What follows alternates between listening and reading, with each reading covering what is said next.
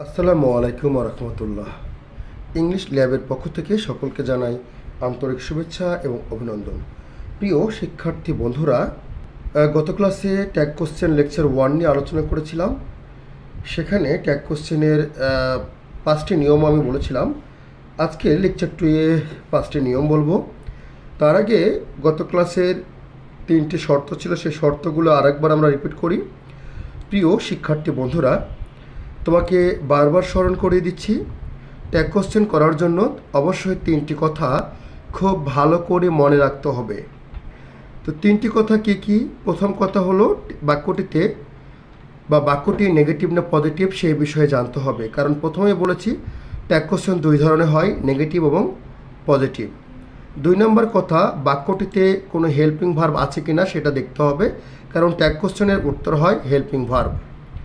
3 নম্বর কথা হলো বাক্যটিতে প্রোনাউন কি আছে এবং প্রোনাউন কি নিব বা কি হবে, কারণ ট্যাগ কোশ্চেনে হেল্পিং ভার্ব এবং প্রোনাউন হয় উত্তর। এখন আমরা বাকি যে 6টা 10টা বা 5টা রুলস ছিল, সেই 10টা রুলস বা 5টা রুলস নিয়ে আমরা আজকে আলোচনা করব। আলোচনাটা মনোযোগ দিয়ে শুনবে, আশা করি উপকার হবে। আমরা এখানে 6 নম্বর নিয়ম দেখতে পাচ্ছি, primary auxiliary verb do, does, did, am is, are, was, were, have, has, had যোগে গঠিত সেন্টেন্সকে ট্যাগ কোশ্চেন করার নিয়ম। যখন তোমার কাছে এরকম দুটো বাক্য থাকবে, প্রথমে বলেছি তোমাকে নেগেটিভ পজিটিভ দেখতে হবে। তো বন্ধুরা, এখানে দেখতে পাচ্ছি আই অ্যাম এ স্টুডেন্ট, এই বাক্যটা সম্পূর্ণ পজিটিভ বাক্য। তো একে নেগেটিভ করতে হলে অ্যাম আছে, অ্যাম সাহায্যকারী ভার্ব, অ্যামের সাথে কিন্তু নট হয় না, অ্যাম নট করা যাবে না। যখনই কোনো বাক্যে অ্যাম থাকবে সেই অ্যামটাকে আর করে নেবা, তাহলে হবে আরেন্ট। আর প্রোনাউন কি নেব? আই আছে, তাহলে উত্তরটা হবে আরেন্ট আই।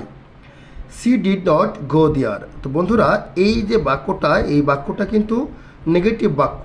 তাহলে নেগেটিভ হলে পজিটিভ করতে হবে। তো পজিটিভ করার জন্য কী নেব? সাহায্যকারী ভার্ব হচ্ছে ডিড, তাহলে ডিড নিলাম, এবং প্রোনাউন আছে সি, তাহলে ডিড সি। তাহলে এখানে দুটো বাক্য, একটা পজিটিভ একটা নেগেটিভ। তাহলে নেগেটিভ হলে পজিটিভ করেছি, পজিটিভ হলে নেগেটিভ করেছি। 7 নম্বর বাক্য, কোনো এক্সক্লেমেটরি সেন্টেন্সকে ট্যাগ কোশ্চেন করতে হলে তোমাকে অবশ্যই একটি গুরুত্ব সহকারে করতে হবে। এটা খুবই ইম্পর্টেন্ট, পরীক্ষাতে প্রচুর পরিমাণে আসে। তো আমরা এখানে দেখতে পাচ্ছি যে অক্সিলারি ভার্বযুক্ত এক্সক্লেমেটরি সেন্টেন্সে ইজেন্ট, আরেন্ট, অজেন্ট, ওয়ার নট বসে। আবার মূল ভার্বযুক্ত এক্সক্লেমেটরি সেন্টেন্সের শেষে ডন্ট, ডিডেন্ট এবং ডাজেন্ট বসে। এক্ষেত্রে স্টেটমেন্ট এ সাবজেক্ট নাউন হলে ট্যাগ কোশ্চেনের সাবজেক্টের প্রোনাউন বসে। এখানে আমরা 2টা বাক্য দেখতে পাচ্ছি, how beautiful the picture is, how nicely the bird Singh. তো শিক্ষার্থী বন্ধুরা, ট্যাগ কোশ্চেন করার সময় অর্থাৎ এক্সক্লেমেটরি সেন্টেন্স কখনো নেগেটিভে থাকে না, সবসময় পজিটিভও হয়। তাহলে এখানে এক্সক্লেমেটরি সেন্টেন্সে নেগেটিভ পজিটিভ না দেখলেও চলে। এখানে সাহায্যকারী ভার্ব আছে ইজ, তাহলে আমরা ইজেন্ট করব। আর কোনো সেন্টেন্স যদি হাউ বা হোয়াট দ্বারা থাকে তাহলে আমরা প্রোনাউন হিসেবে ইট নিব। আবারও বলছি, যদি কোনো সেন্টেন্স হাউ বা হোয়াট দ্বারা থাকে তাহলে প্রোনাউন হিসেবে আমরা ইট নিব। তাহলে এই বাক্যটা দেখতে পাচ্ছি, how nicely the bird sings. এখানে সিংস হচ্ছে ভার্ব, যেহেতু সাহায্যকারী ভার্ব নয়, এটা হচ্ছে মেন ভার্ব। তো মেন ভার্বের সাথে এস যুক্ত থাকার কারণে আমরা নিয়েছি ডাজেন্ট, আর প্রোনাউন নেব ইট। ইট কেন নিলাম? কারণ এখানে হাউ আছে, তাই ইট নিয়েছি।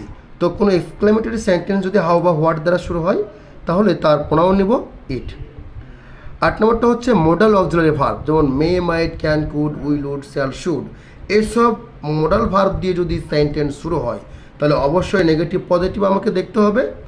এখানে 2টা বাক্য রয়েছে, যে মেইন you may fail at first, you may fail at first. তো বন্ধুরা, এই বাক্যটা কিন্তু পজিটিভ বাক্য। সাহায্যকারী ভার্ব কোনটা? মে। তাহলে মেটাকে আমরা নেগেটিভ করে নেব, মেন্ট উই, প্রোনাউন আছে উই।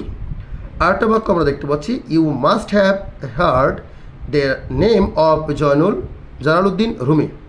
আবার বলছি, you must have heard the name of Jalaluddin Rumi. তাহলে এই যে বাক্যটা, এই বাক্যটা আমাকে দেখতে হবে নেগেটিভ না পজিটিভ, কারণ এই বাক্যটা কিন্তু পজিটিভ বাক্য। তো যদি পজিটিভ বাক্য হয় তাহলে নেগেটিভ করতে হবে। তো নেগেটিভ করার সময় কী করবো? আমরা সাহায্যকারী ভার্ব দেখব। এখানে মাস্টও আছে, হ্যাভ আছে, দুটাই কিন্তু সাহায্যকারী ভার্বের মতো। তাহলে কোনটা সাহায্যকারী ভার্ব হবে? মনে রাখবে, যদি পাশাপাশি দুটোই সাহায্যকারী ভার্বের মতো মনে হয় তাহলে আগেরটা হবে সাহায্যকারী ভার্ব, পরেরটা হবে মেইন ভার্ব। তাহলে সাহায্যকারী ভার্ব হিসেবে এখানে আছে মাস্ট, তাহলে must not you, must not you, যেহেতু এটা পজিটিভ সেন্টেন্স নেগেটিভ করতে হবে। এরপরে 9 নাম্বার, খুব মোস্ট ইম্পর্টেন্ট একটা টপিকস, যে কোনো এক্সক্লেমেটরি সেন্টেন্সে যদি কোনো সাবজেক্ট বা ভার্ব না থাকে বা সাবজেক্ট ভার্ব উজ্জ্ব থাকে, সেক্ষেত্রে আমরা কি করতে পারি?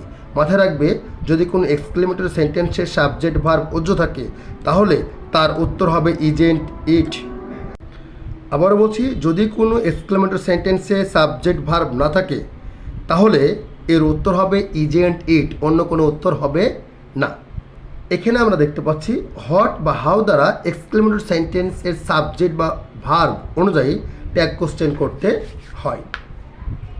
যেমন দুটো বাক্য দেখতে পাচ্ছি, what a beautiful garden it is, তাহলে এখানে তো অবশ্যই ইট ইজ আছে, তাহলে ইজেন্ট ইট হবে, আলাদাভাবে কোনো প্রণাম নিতে হবে না। How beautiful the picture is, এখানেও পজিটিভ সেন্টেন্স, ইজেন্ট ইট।